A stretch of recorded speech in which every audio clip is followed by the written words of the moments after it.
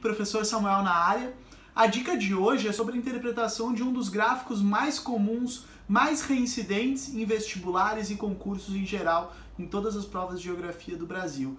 Esse gráfico é o gráfico de pirâmides etárias. Dentro da demografia, as pirâmides etárias elas vão nos ajudar a compreender a estrutura populacional dividida conforme os grupos de idade. Então, a dica que eu tenho para vocês é o seguinte: sempre que vocês forem interpretar um gráfico de pirâmides etárias, lembrem de compartimentar a interpretação desse gráfico. O que vai representar a base dessa pirâmide, né? O que vai representar a base dessa pirâmide? Os jovens, né? O que representa o corpo dessa pirâmide?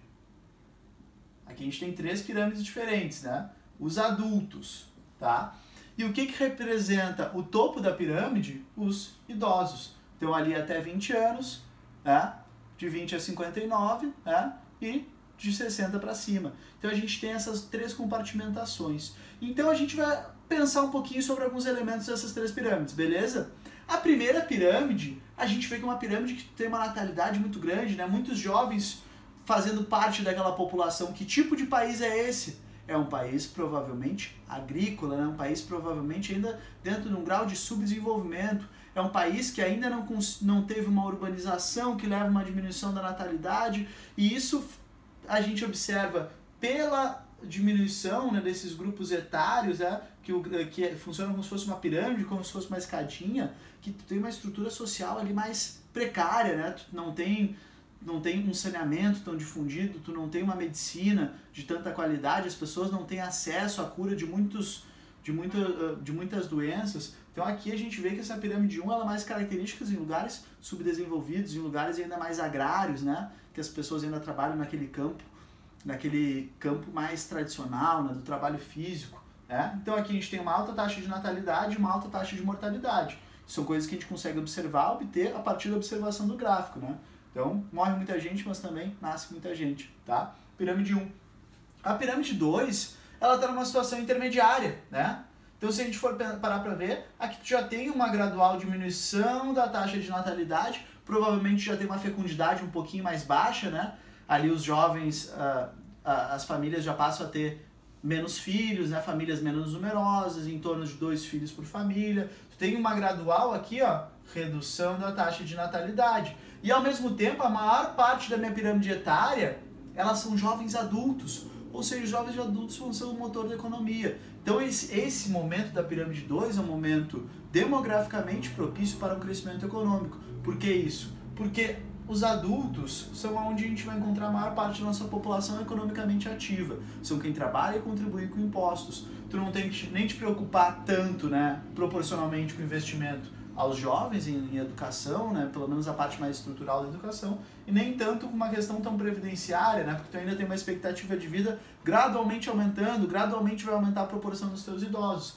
Então, a pirâmide 2 mostra um momento demograficamente interessante, propício ao crescimento econômico, porque a maior parte da população está trabalhando e contribuindo com impostos. E daí a gente vai para a nossa pirâmide 3. A nossa pirâmide 3, a gente já tem aqui uma inversão, né, com relação à pirâmide 2, porque se mantém nessa diminuição de jovens na população, uma taxa de fecundidade muito reduzida, a maior parte da população são adultos mais próximos de se aposentar, né? Mais pessoas aqui dentro do grupo dos idosos, né? E se ampliando o grupo dos idosos para um aumento da expectativa de vida, né? Então, aquele país, né, da pirâmide 3 pode vir a passar por uma crise previdenciária, né? Muitos idosos e cada vez proporcionalmente menos pessoas na população economicamente ativa, já não se tem mais tantos filhos. Pode ser que esse país aqui da pirâmide 3 incentive a que seus jovens tenham filhos, né? Pode ter incentivos à natalidade, né? Para quê? Para aumentar aqui a proporção de jovens na pirâmide etária, para tu ter um equilíbrio demográfico, consequentemente um equilíbrio econômico.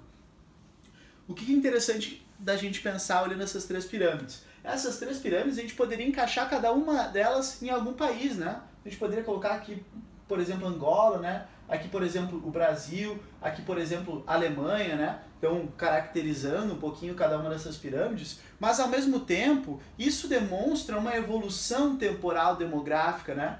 Aqui a gente poderia colocar, na pirâmide 1, uma pirâmide etária característica do Brasil no início do século XX, né? Então pensa aqui, Brasil 1920, tinha uma pirâmide etária algo semelhante com isso daqui, né? nascia muita gente, as famílias eram muito numerosas, né? E ao mesmo tempo tu não tinha ainda a cura para várias doenças, então as pessoas não chegavam em idades mais avançadas. A gente poderia colocar aqui na pirâmide 2 um exemplo do Brasil hoje, né? Essa é basicamente a situação demográfica do Brasil hoje. Uma situação que a maior parte da nossa população se encontra na população economicamente ativa. Então, uma situação de bônus demográfico. E aqui, na pirâmide 3, a gente vai dizer que essa pirâmide caracterizaria o Brasil no nosso amanhã demográfico. Ou seja, o Brasil em 2050, né? O Brasil em 2060. Vou botar aqui, né? O Brasil de 2050, o Brasil do futuro. Pensa, né? Cada vez mais um aumento da expectativa de vida e uma diminuição da taxa de fecundidade vai nos levar a essa situação aqui, que é semelhante nos países da Europa hoje, de grande parte dos países da Europa hoje. Então não está errado afirmar que demograficamente, né, a Europa hoje é o Brasil de amanhã. Então por hoje ficamos aqui com essa dica. Valeu pela atenção de vocês.